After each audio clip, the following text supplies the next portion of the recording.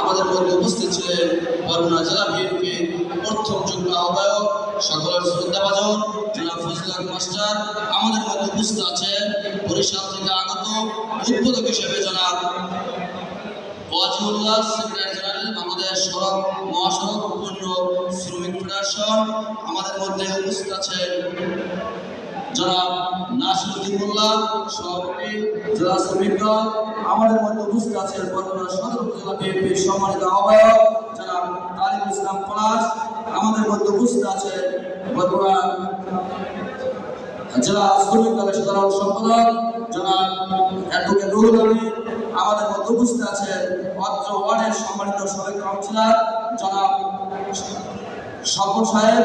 আমাদের মধ্যে উপস্থিত আছেন বরগুনা জেলা যুব দলের দপ্তর সম্পাদক জনাব হুমায়ুন। আমাদের মধ্যে উপস্থিত আছেন বিএনপি তথা অঙ্গ সভাপতি সংগঠনের